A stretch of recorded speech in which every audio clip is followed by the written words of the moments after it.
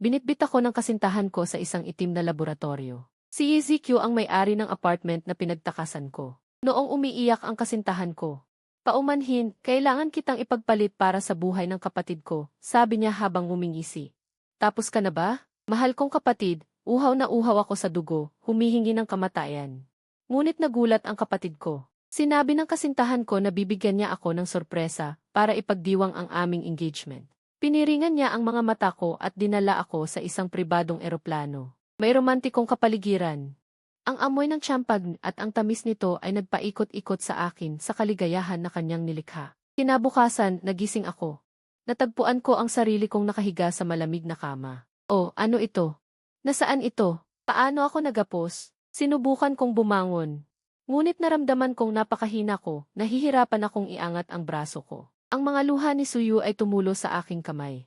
Paumanhin, wala akong nagawa. Umiiyak siya. Kailangan kitang gamitin para sa buhay ng kapatid ko. Naging blanko ang utak ko. Gamitin ako para mabuhay? Anong sinabi mo? Hindi ako makapaniwala sa aking narinig. Ang kapatid ko ay may napakabihirang sakit sa dugo. Tanging isang experimental na proyekto dito ang makakapagligtas sa kanya. Tinawag ng pinuno ng proyekto ang pangalan ko. Isang experimental na paksa.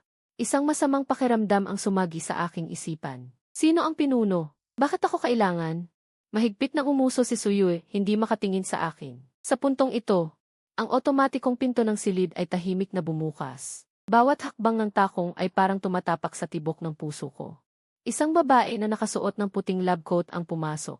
May malamig siyang aura. Nakasuot siya ng salamin na may gintong rim. Ang mga mata sa likod ng salamin ay pamilyar sa akin. Sa sandaling makita ko ang kanyang mukha, nanlamig ang buo kong katawan. Ang mukhang ito, 10 taon na ang nakalipas. Naging mas matanda at mas may otoridad. Ling Shuang, ang aking ate. 5 taon na ang nakalipas, sa isang pagsabog sa laboratorio, opisyal siyang idineklarang patay. Kahit isang buong buto ay hindi nahanap, matagal na tayong hindi nagkita, mahal kong kapatid. Tinanggal ni Ling Shuang ang kanyang salamin, isang ngiti ang gumuhit sa kanyang mga labi. Walang anumang kagalakan sa pagtatagpo sa kanyang ngiti. Mayroon lamang kasiyahan at pagmamalaki ng isang mga ngaso na nakahanap ng nawalang biktima. Ate, nanginginig ang buo kong katawan. Nagkakalampagan ang mga ngipin ko. Hindi ka ba patay? Tumawa siya at lumapit sa akin. Ang malamig niyang mga daliri ay dumausdo sa aking pisngi.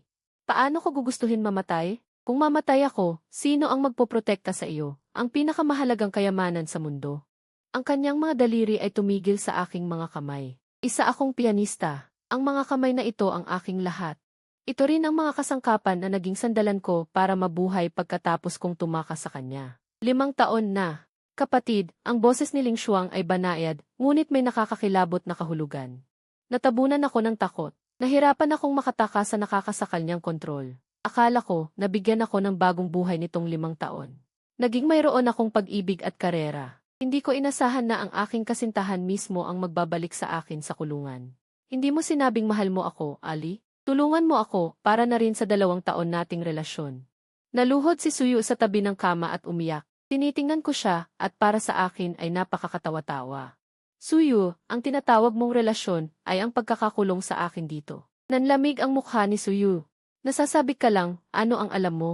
Malapit nang mamatay ang kapatid ko. Wala akong magawa. 2 taon na kitang inalagaan. Ngayon na ang oras para bumawi ka. Bumawi? Naimbyerna ako, umalsa ang dibdib ko.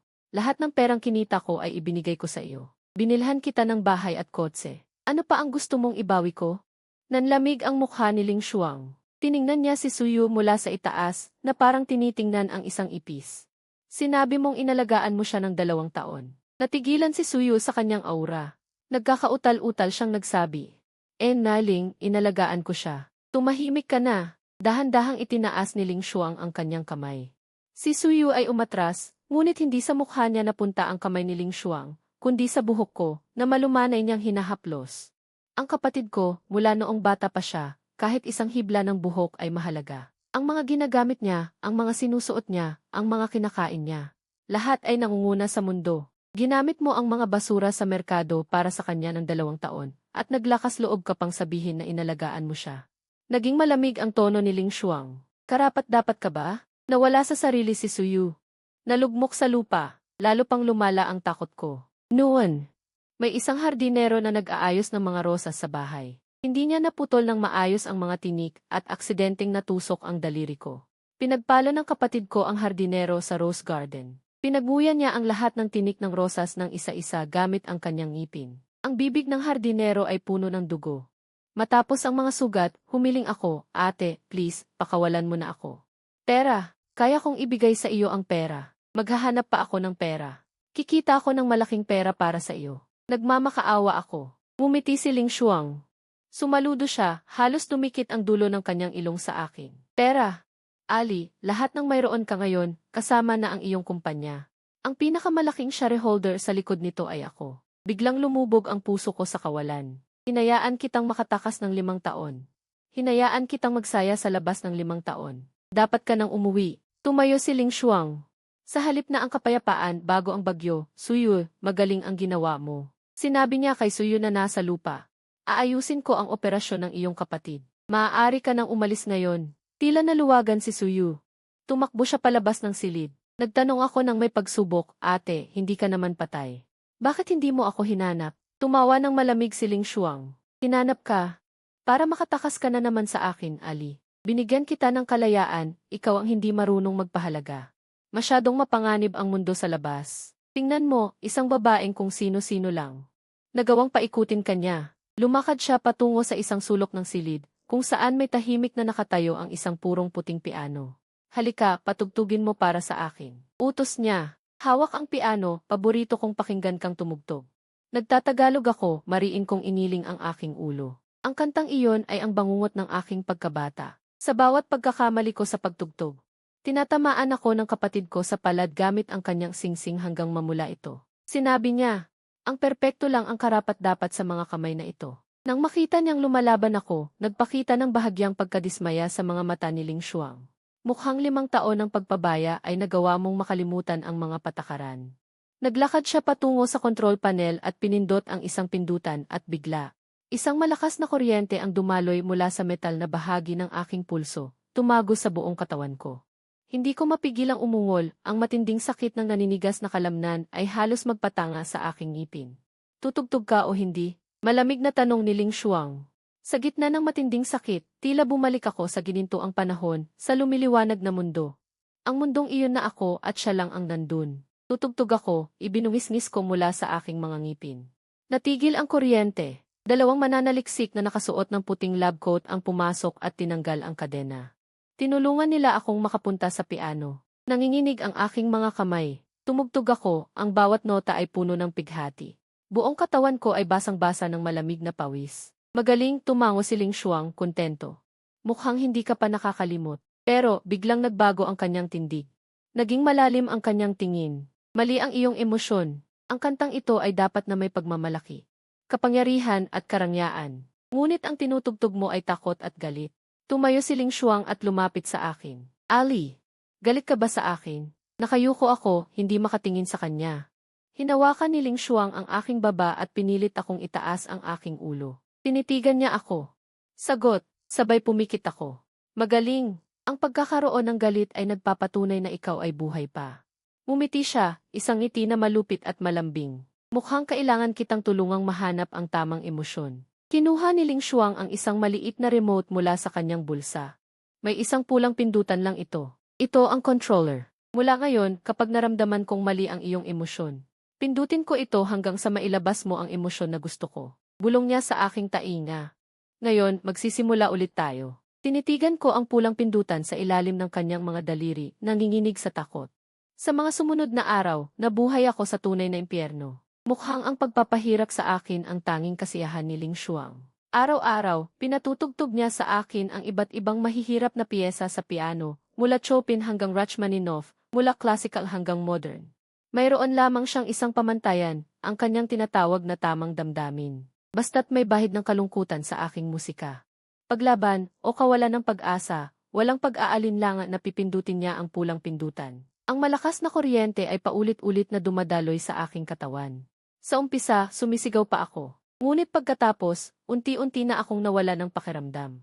Tulad ng isang sirang manika, humahawak sa mga piyesa ng piano, ang mga daliri ay mekanikal na tumutugtog ng mga nota. Ang aking katawan ay unti-unting nanghihina at ang aking isipan ay tuluyang bumigay. Tingnan mo. Hindi ba't napakaganda nito? Nakaupo si Ling Shuang sa tabi ko, habang pinupunasan ang malamig na pawis sa aking noo gamit ang sutlang panyo, malumanay niyang sinabi. Nawala ang mga magulong emosyon na iyon, mas naging puro ang iyong musika. Tinutulungan ka ni Ate Ali, tinutulungan kanyang maging pinakamahusay na artista. Tiningnan ko ang kanyang magandang mukha at nakaramdam ako ng panginginig. Sa kanyang mga mata, hindi ako ang kanyang kapatid kundi isang sining na pinakamahal niya, na nais niyang pagandahin. Tinanggal niya ang lahat ng mga depekto na hindi niya gusto hanggang sa maging perpektong babae ako sa kanyang paningin. Sa panahong ito, nakita ko si Suyu minsan. Nagdala siya ng pagkain para sa akin. Nakita niya ang aking pagiging payat at nagkaroon ng bahid ng awa sa kanyang mga mata. Ayos ka lang ba, Ali? Hindi ko siya pinansin. Tahimik kong kinain ang nasa plato. Ang pagkain ay marangya at mahal. Matagumpay ang operasyon ng kapatid ko. Salamat, mahinang sabi ni Suyu. Ibinaba ko ang aking tinidor at tumingala. Ako di. Nagbuka ng bibig si Suyu na tila may sasabihin, ngunit sa huli ay tahimik na umalis. Mula noon, hindi ko na siya muling nakita. Maya-maya, nalaman ko mula sa researcher na nagsasagawa ng pagsusuri sa aking katawan na matapos ang operasyon ng kapatid ni Suyu. Siya ay talagang gumaling. Ngunit sa araw ng kanyang paglabas sa ospital, pinatigil ni Ling Shuang ang pagbibigay ng karagdagang gamot. Ang sakit ng batang iyon ay mabilis na bumalik at mas malala pa kaysa dati, at sa huli ay namatay siya sa matinding paghihirap.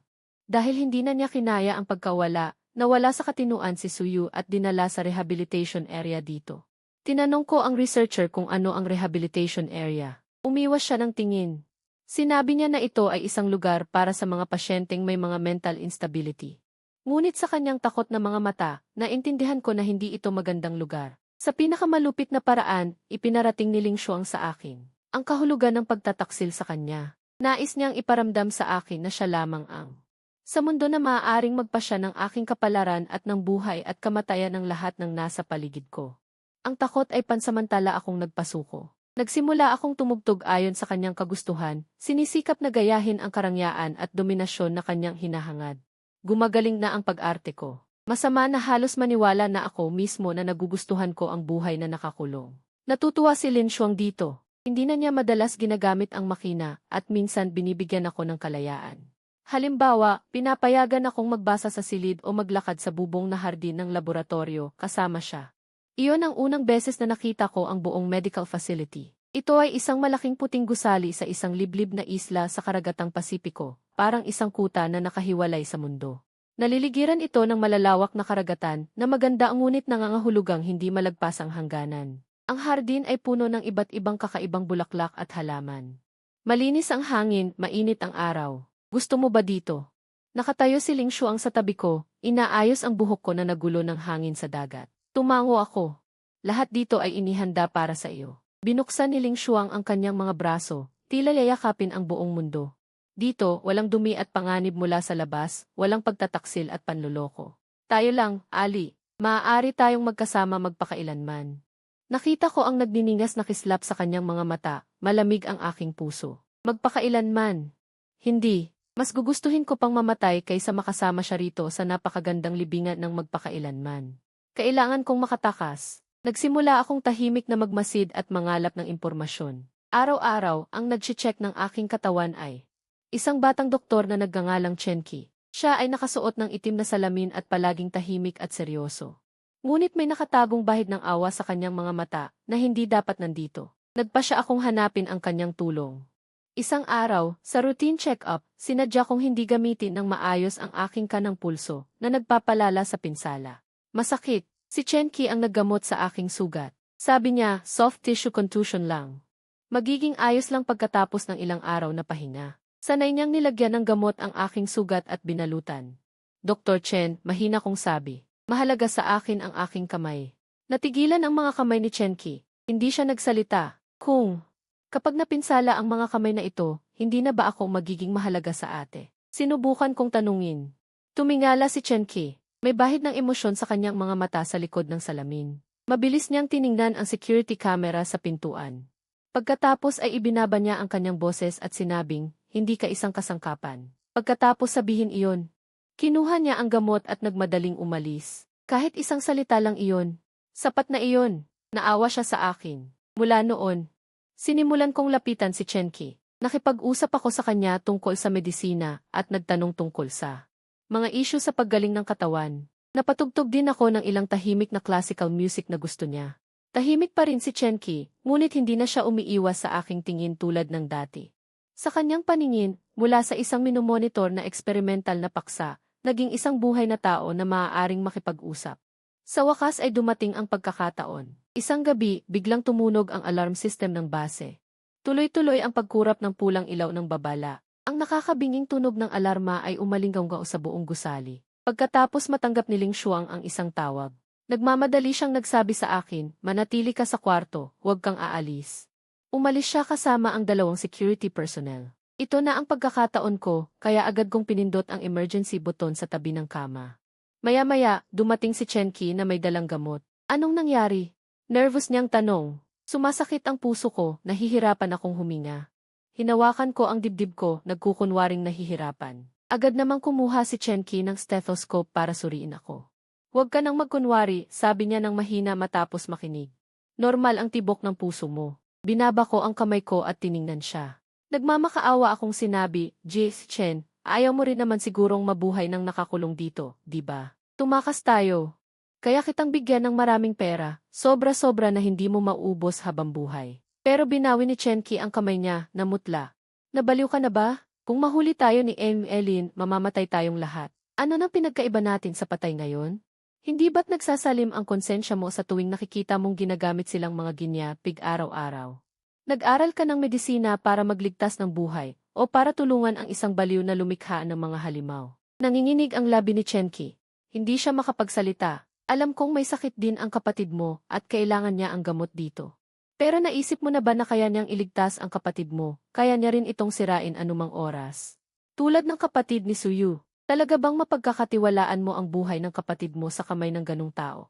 Ang mga salitang ito ang tuluyang bumali sa depensa ni Chenki. Pumikit siya sa sakit. Pagkatapos ng ilang sandali, nagmulat siya. Sundan mo ako. Ginamit ni Chenki ang system para pansamantalang idisable ang surveillance sa kwarto ko. Hinubad niya ang kanyang puting lab coat at ibinigay sa akin, pati na rin ang maskara. Pagkatapos, inilabas niya ako mula sa kwarto ng mabilis. Magulo ang hallway, palipat-lipat ang mga security personnel. Walang nakakapansin sa amin. Ang mga intruder ay nakikipaglaban pa rin sa mga security team sa Sektor 1. Kailangan nating pumunta sa pantalan ngayon. May naka-ready na speedboat doon. Mahinang sabi ni Chenki. Dumaan kami sa parang labirintong puting hallway, walang naging problema. Gayunpaman, habang papalapit kami sa underground passage, papuntang pantalan, isang pamilyar na figura ang humarang sa aming daan. Si Suyu, naka-hospital gown, magulo ang buhok at walang buhay ang mga mata. Parang manikang walang kaluluwa. Pero nang makita niya ako, isang kislap ng liwanag ang biglang lumitaw sa kanyang mga walang laman na mata. Ali, mahina niyang tawag sa pangalan ko. Sabi ko, bilisan na natin, huwag mo siyang pansinin. Kinila ako ni Chenki. Sinubukan naming lumihis sa kanya. Ali, saan ka pupunta? Biglang sumugod si Suyu na parang nabaliw at hinawakan ng mahigpit ang mga paa ko. Aalis ka ba sa akin? Hindi ka pwedeng umalis. Kung umalis ka, sino ang makakasama ko? Hinawakan niya ako ng buong lakas, hindi ako makawala. Pakibitaw. Suyu! Sumigaw ako sa pag-aalala, hindi. Hindi ako bibitaw. Humihikbi siya, nangako kang pakasalan mo ako. Sabi mo, mananatili ka sa akin magpakailanman. Ang kanyang mga hikbi ay umalinggaw sa malawak na koridor, nakakabingi. Narinig ang mabilis na yabag, dumating si Ling Shu ang kasama ang grupo ng mga security guard na may mga taser sa pasilyo. Nakita niya ako at si Chenki. Walang ekspresyon ng sorpresa sa kanyang mga mata, sa halip, mayroon siyang malapusa at daga na drama. Sapat na ba, sabi ng aking mabuting kapatid. Agad na lumamig ang aking puso. Ito ay isang patibong, mula sa pagkahak ng Jin Bank hanggang sa pagdating ni Suyu. Lahat ay pinlano ni Ling Shuang. Gusto lang niyang makita kung nakawin ko, sino ang tutulong sa akin na magnakaw. Ling. Si Chenki ay namutla at nanghina ang mga tuhod, bumagsak sa lupa. Hindi siya tiningnan ni Ling Shuang. Ang kanyang tingin ay nakatuon sa akin. Eli, muli mo akong binigo. Dahan-dahan siyang lumapit sa akin. Binigyan kita ng pinakamahusay na kapaligiran. Ang pinakadalisay na sining. Bakit lagi mong iniisip na umalis sa akin at pumunta sa maruming mundo sa labas? Dito ang pinakamaruming lugar. Sigaw ko sa kanya, namumula ang mga mata. Tinuturing mong mga test subject ang mga tao, sinasayang ang buhay. Isa kang demonyo. Demonyo. Tumigil si Ling Shuang at yumuko ang kanyang ulo. Parang pinag-iisipan ang salitang iyon. Kung ito ang paraan para manatili ka sa akin magpakailanman, hindi ako mag-aatubiling maging demonyo. Si Suyu, na niyakap ang aking binti at ayaw bumitaw, ay kumislap ang kanyang mga mata. Pakitunguhan mo siya. Dalawang security guard ang lumapit at marahas na hinugot si Suyu mula sa akin. Hindi. Ele, iligtas mo ako. Tulungan mo ako. Nagmakaawa si Suyu. Nag-abot siya ng kamay sa akin ng desperado. Pinanood ko siyang hilahin palayo. At ikaw naman. Binaling ni Ling Shuang ang tingin niya kay Chen Qi na nakaluhod sa lupa. Ikaw na nagtaksil sa akin. Mayroon lamang isang kahihinatnan. Napakpak siya ng kamay at isang researcher ang lumapit na may dalang tray. Sa tray ay may syringe na puno ng berdeng likido. Ito ang aming pinakabagong binuong neurotoxin. Hindi ito agad nakamamatay, ngunit magpaparamdam ito sa iyo ng unti-unting pagkawala ng lahat ng iyong mga kalamnan at organo habang gising ka. Ang sakit ng pagkabulok, mahinahon ang tono ni Ling Shuang, parang nagpapakilala ng isang putahe. Ang buong proseso ay abutin ng mga 12 oras. Nanlaki ang mga mata ni Chen Qi sa takot. May lumabas na amoy ng ihi. Nagbasa siya sa takot. Hindi, ayoko na. Aling, nagkamali ako. Hindi na ako maulit. Patuloy siyang yumuyukod. Nagsalita ang doktor, late na. Nakuha ni Lin Shuang ang syringe. Lumapit siya kay Chen Qi, ate, please, pakawalan mo siya. Gagawin ko ang kahit ano. Chen ay mabuting tao, sigaw ko. Hindi ko siya kayang hayaang mamatay. Hindi tumigil si Lin Shuang, mabilis niyang inilagay ang berdeng likido.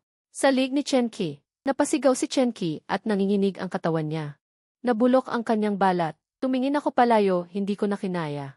Nahihilo ang aking sikmura, dalhin siya sa rehab area, ipakita sa lahat. Ito ang sinasapit ng traitor. Itinapon ni Lin Shuang ang syringe at pinunasan ang kanyang mga kamay ng tissue. Pagkatapos, tumingin ulit siya sa akin. Ngayon, ikaw naman. Mahal kong kapatid. Napunta ang tingin niya sa kanang kamay ko na nakabalot sa benda. Sabi mo, kung papangitinin ko ang mga kamay mo, makikinig ka ba? Mananatili ka bang kasama ko habang buhay? Naramdaman ko ang takot na parang may humihigpit sa aking lalamunan. Hindi, wag po. Nanginginig ang boses ko, umatras ako. Ate, please, wag mo pong galawin ang mga kamay ko. Hindi pwedeng masira ang mga kamay ko. Ang mga kamay na ito ang aking pagkatao, ang tanging patunay na ako ay siling muli. Kung masira pa ang mga kamay ko, tuluyan na akong magiging laruan ni Lin Shuang. Isang manika na humihinga lang, walang kaluluwa. Hindi pwede. Nakangisi si Lin Shuang, may malupit na ngiti sa kanyang labi. Bigyan mo ako ng dahilan. Makikinig ako sa iyo mula ngayon. Ano mang sabihin mo, gagawin ko. Mahihirapan na ako. Hindi na ako tatakbo. Pangako. Tumawa si Lin Shuang. Ang iyong mga pangako ay kasing kahulugan at kasing nakakatawa ng pag-ibig ni Suyu. Lumapit siya sa akin. Ang malamig niyang daliri ay dahan-dahang gumuhit sa benda sa aking kamay. Ang mga kamay na ito ay hindi masunurin. Palagi ka nitong gustong dalhin palayo sa akin, upang hawakan ang mga bagay na hindi dapat hawakan. Ang kanyang ekspresyon ay puno ng sakit na pagkahumaling. Kapag nawasak ko ang mga ito, magiging akin ka na lang habang buhay. Kinuha ni Lin Shuang ang isang malamig na kutsilyo mula sa baywang ng isang security guard. Kutsilyo, sumigaw ako sa kawalan ng pag-asa. Hindi mo ba naaalala si Papa? Ang pinakamalaking pangarap ni Papa bago siya mamatay ay maging isang dakilang pianista ako. Ang mga kamay na ito ang kanyang huling alaala para sa akin. Kung masira mo sila, paano ko haharapin si Papa sa kabilang buhay? Nang mabanggit ang Papa, tumigil nga si Lin Shuang. Sa kanyang mukha ay lumitaw ang isang iglap ng pagkalito at sakit. Ang aming mga magulang ay mga dalubhasang siyentipiko. Noon, kasama niya ang ate at ako. Sa isang eksperimento, napagtulungan kami ng mga kakumpetensya na nagdulot ng malaking pagsabog. Namatay ang mga magulang namin noon. Nasugatan ang kanang kamay ko nang bumagsak na bakal sa pagsabog na iyon. Ang ate ko ang nagligtas sa akin mula sa apoy, isinugal ang kanyang buhay. Ginamit niya ang lahat ng kanyang kakayahan, kumuha ng pinakamahusay na siruhano sa buong mundo para mailigtas lang ang mga kamay ko. Mula noon, naging paranoid siya, nabaliw. Sinabi niyang maghihiganti siya para sa aming mga magulang. Gagawa siya ng isang ganap na ligtas na kaharian para lang sa ating dalawa. Ako, sa ngalan ng pagpapagaling at proteksyon ay kanyang ikinulong. Ama, si Ling Shuang ay umiiyak, ang kanyang mga mata ay bahagyang namumula. Nakakita ako ng kaunting pag-asa. Ate, nakalimutan mo na ba ang iyong pangako sa kay ama noon? Sabi mo aalagaan mo ako. Susuportahan mo ang aking mga pangarap. Ngayon, sisirain mo ito sa sarili mong mga kamay? Tahimik si Ling Shuang. Bahagyang nanginginig ang kamay na hawak niya. Tama ka. Hindi ko maaaring hindi tuparin ang hiling ni Ama. Ibinaba niya ang kanyang kamay at nakahinga ako ng maluwag, nakasandal sa pader na parang pinagkaitang makalakad. Ngunit, biglang nagbago ang kanyang isip. Ang parusang kamatayan ay maliligtas. Pero hindi ka makakatakas. Kailangan mong magbayad sa iyong pagsuway. Lumingon si Ling Shuang. Sinabi niya sa researcher, pumunta ka. Kunin mo ang pagkalimot. Pagkalimot, nakaramdam ako ng matinding pagkabalisa. Maya-maya, bumalik ang researcher na may dalang metal na briefcase. Pagbukas niya nito, isang bagay na parang helmet ang nasa loob. Ano ito? Tanong ko ng takot. Isang bagay na makakatulong sa iyong makalimutan ang iyong mga problema. Hinaplos ni Ling Shuang ang malamig na bagay, ang kanyang mga mata ay nagliliyab. Ali, ang dahilan kung bakit gusto mong tumakas ay dahil masyado kang nakakaalala ng mga bagay sa labas. Naalala mo ang taong iyon na si Suyu. Naalala mo ang walang kwentang palakpak at bulaklak. Kung tatanggalin lang natin ang mga karagdagang alaala na iyon, ang iyong mundo ay ako at ang piano na lamang. Gusto niyang burahin ang aking alaala. Hindi mo ito magagawa, Ling Shuang. Baliw ka. Pinilit kong kumawala, ngunit mahigpit akong hinawakan ng dalawang matatangkad na security guard. Hindi ako baliw. Mahal lang kita. Kinuha ni Ling Shuang ang helmet at lumapit sa akin. Huwag kang matakot, Ali. Malapit na itong matapos. Kalimutan mo na ang lahat ng ito. Ang malamig na aparato ay dahan-dahang inilagay sa aking ulo. Tinitigan ko ang kalmado at diretsong mukha ni Ling Shuang. Ang kanyang maganda ngunit baluktot na mukha. Ang aking kamalayan, sa ilalim ng matinding kuryente, ay unti-unting nalubog sa kadiliman. Parang nanaginip ako ng isang napakahaba at napakahabang panaginip. Sa panaginip, may mga magulong eksena, nakakasilaw na spotlight. At isang malabong mukha ng babaeng umiiyak. Ali, sino ang tumatawag sa akin? Nabuksan ko ng bigla ang aking mga mata. Nakita ko ang mukha ni Ate Ling Shuang na puno ng pag-aalala. Gising ka na. Kumusta ang pakiramdam mo? Malambing niyang tanong, inilagay ang kamay sa aking noo. Ate, sabi ko sa kanya ng may pagkalito. Anong nangyari sa akin? Parang nanaginip ako ng masama. Nagkaroon ka ng mataas na lagnat. Nakatulog ako ng 2 araw. Tinulungan niya akong umupo at patakan ng maligamam na tubig ang aking mga labi. Okay ka na, uminom ka muna ng tubig. Uminom ako ng ilang paghigop ng tubig. Tiningnan ko ang paligid. Ito ang aking silid, may mga pader na puro puti. Isang purong puting piano. Pamilyar ang lahat, pero bakit may pakiramdam akong blanko sa aking puso? Para bang may nakalimutan ako. May mahalagang bagay. Ate, dito ba tayo palaging nakatira? Hindi ko napigilan ang magtanong. May munting kaba sa mga mata ni Ling Shuang, ngunit mabilis itong napalitan ng mahinahong ngiti. Baliw ka talaga. Siyempre, ito ang ating tahanan. Hinimas niya ang aking buhok, tulad noong bata pa ako. Masama ang iyong pakiramdam kamakailan. Medyo magulo ang iyong alaala. Sabi ng doktor, pag nagpahinga ka lang ay gagaling ka na. Totoo ba? Ibinaling ko ang aking tingin, nakita ang aking kanang kamay na nakabalot sa gasa. Ang aking kamay. Ano ang nangyari? Hindi mo na naaalala? Bumuntong hininga si Ling Shuang. Nagpakita ng mukhang may pag-aalala sa kanyang mukha. Ilang araw lang ang nakalipas, habang tumutugtog ka, naging masyado kang abala at nasugatan ka ng hindi sinasadya. Hindi ko ba sinabi sa iyo na balansehin ang trabaho at pahinga? Nasaktan ako habang tumutugtog. Sinubukan kong alalahanin. Ngunit blanko ang aking isipan. Para bang may nagbura nito. Sige na, wag mo nang isipin pa. Ipinahiga ako muli ni Ling Shuang sa kama. Kailangan mong magpahinga ng mabuti. Kapag gumaling ka na, patutugtugin mo ako muli. Maingat niyang tinakpan ako ng kumot at umupo sa tabi ng kama. Tulad ng isang napakabait at maalalahaning kapatid. Ngunit habang tinitingnan ko siya, may isang tinig sa kaibuturan ng aking puso na sumisigaw. May mali talaga. Sa mga sumunod na araw, hindi matatawaran ang pag-aalaga ni Ling Shuang sa akin. Personal niyang inihanda ang aking 3 pagkain sa isang araw. Nakipag-usap siya sa akin upang aliwin ako, at bawat gabi bago matulog ay binabasahan niya ako ng aking paboritong kwento. Lahat ay maganda na parang isang panaginip. Ngunit ang tinig na iyon ay patuloy na umalinggaw sa aking puso. Nagsimula akong lihim na magmasid. Napansin ko na, maliban sa akin at kay ate, mayroong maraming tao na nakasuot ng puting gown sa bahay na ito. Ang kanilang mga tingin sa akin ay palaging may paggalang at awa, at ang pinto ng aking silid ay hindi mabuksan mula sa loob. Ito ba talaga ang tahanan? Ang aking alaala ay parang isang plaka ng musika na napunit sa gitna. Tanging mga putol-putol na piraso ang natira. Isang gabi, nagdamdam na naman ako. Sa panaginip, muling lumitaw ang babaeng umiiyak. Sa pagkakataong ito, nakita ko ang kanyang mukha. Suyu! Ang pangalang ito ay agad na nagbukas.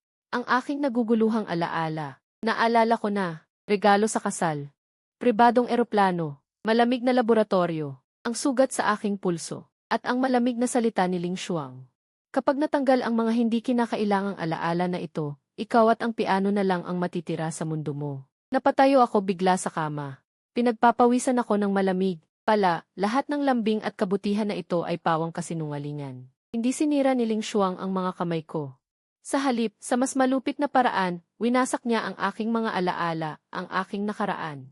Ang aking pag-iral bilang isang individual. Gusto niya akong gawing isang puppet na tanging sa kanya lang. Dinurog ako ng galit at takot. Bumaba ako sa kama, tinatampal ang nakasaradong pinto ng galit. Buksan mo ang pinto, Ling Xuang, buksan mo ang pinto para sa akin. Ang aking mabagsik na kilos ay agad na nakaakit kay Ling Xuang. Binuksan niya ang pinto. Nakita niya ako na pumasok na parang baliw, nakakunot ang noo. Ali, ano ang ginagawa mo? Naalala ko na. Nangingilid ang mga mata ko, tinitigan ko siya ng mariin. Ano ang ginawa mo sa akin? Nasaan ang mga alaala ko? Ibalik mo ang mga alaala ko.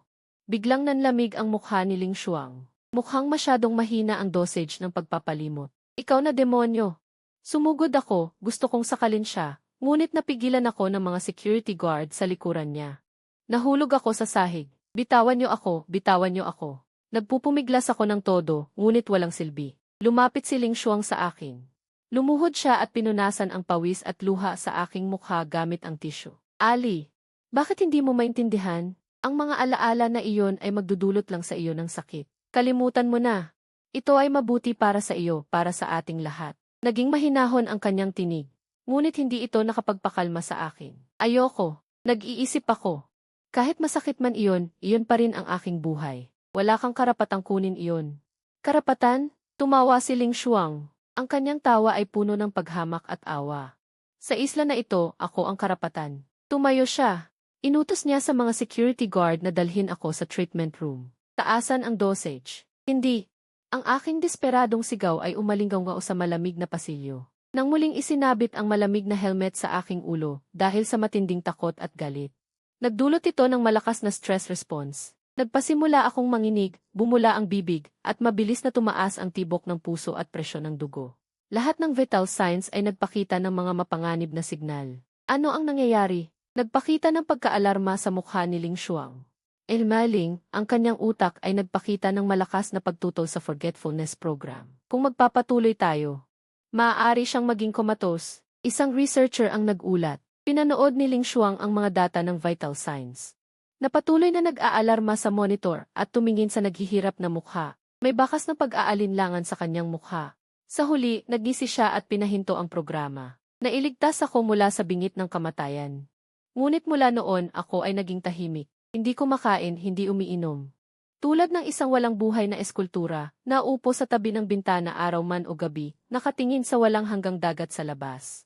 Ginagamit ko ang pinakanegatibong paraan para ipaglaban ko ang sarili ko. Si Ling Xuang ay gumamit na ng lahat ng paraan.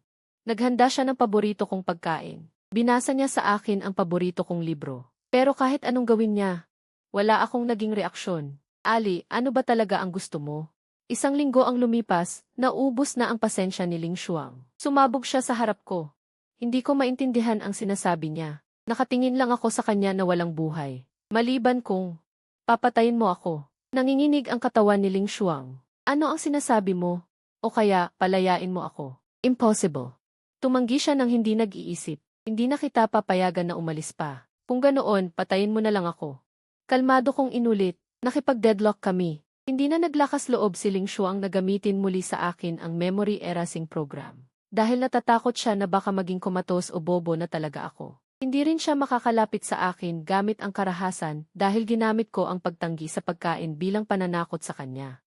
At ang pagpatay sa akin ay lalong imposible para sa kanya. Isang araw, habang pinoproseso ni Ling Xuang ang isang ulat tungkol sa Gold Vault, nagbago ang kanyang ekspresyon. Kahit malayo ako, nahuli ko pa rin ang ilang mahahalagang salita, out of control, infection, highly contagious. Pakiramdam ko, may nangyari, at malala talaga. Tama nga.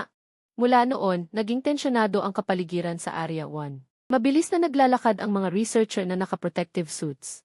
Mas lumakas ang amoy ng disinfectant sa hallway. Paminsan-minsan, naririnig ko ang pigil na ubo mula sa malayo. Naging mas abala si Ling Shuang.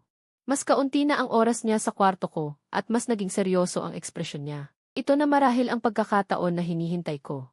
Isang araw, isang batang researcher na nagdala ng pagkain sa akin, habang inilalapag ang tray, bigla siyang umubo ng malakas.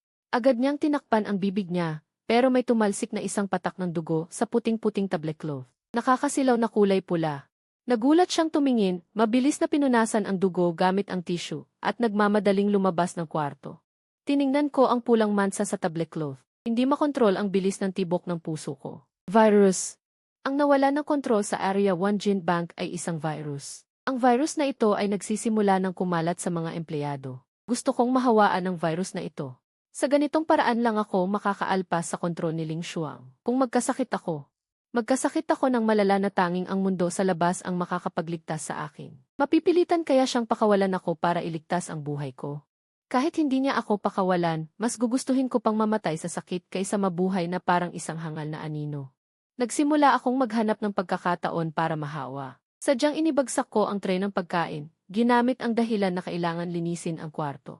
Para makapasok sa kwarto ko ang mga researcher na posibleng nahawaan na. At nang hindi nila napapansin, hinawakan ko ang mga bagay na nagamit na nila. Sa wakas, makalipas ang isang linggo, nagkaroon ako ng mga sintomas, gaya ng gusto ko.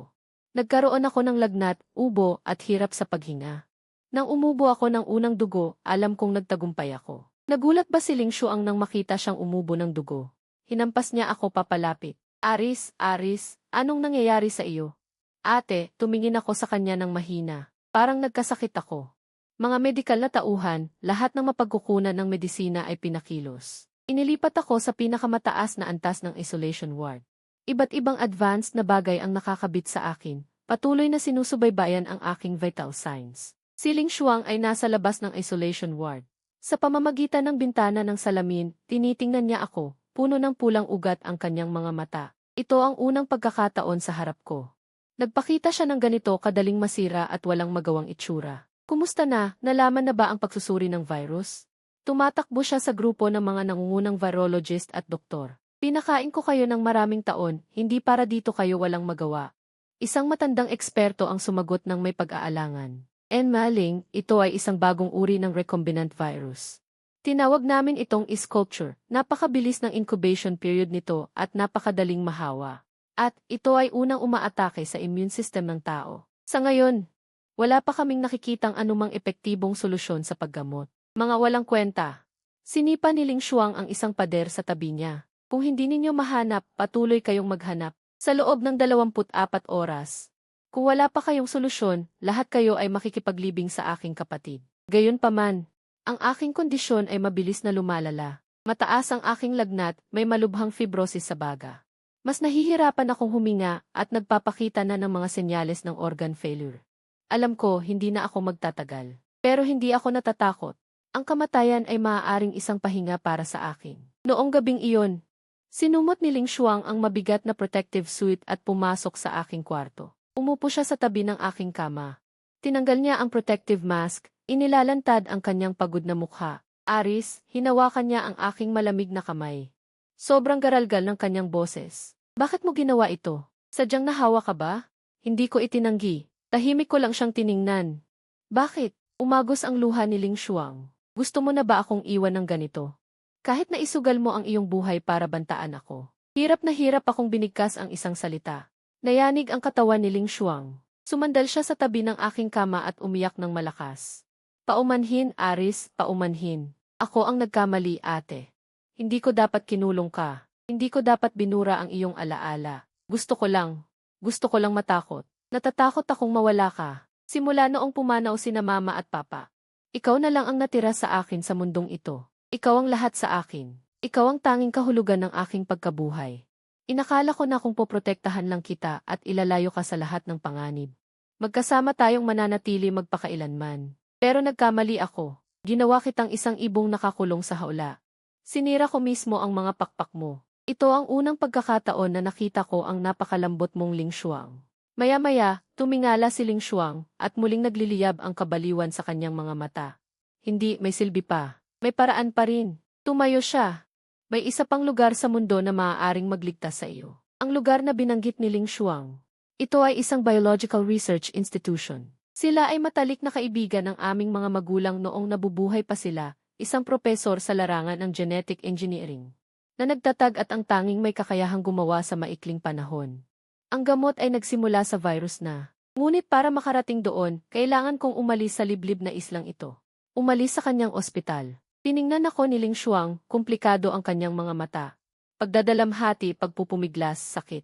Sakit, dadalhin kita doon, pero kailangan mong mangako sa akin ng isang kondisyon. Anong kondisyon? Kapag gumaling ka na, kailangan mong bumalik sa akin. Tiningnan ko siya, hindi agad sumagot.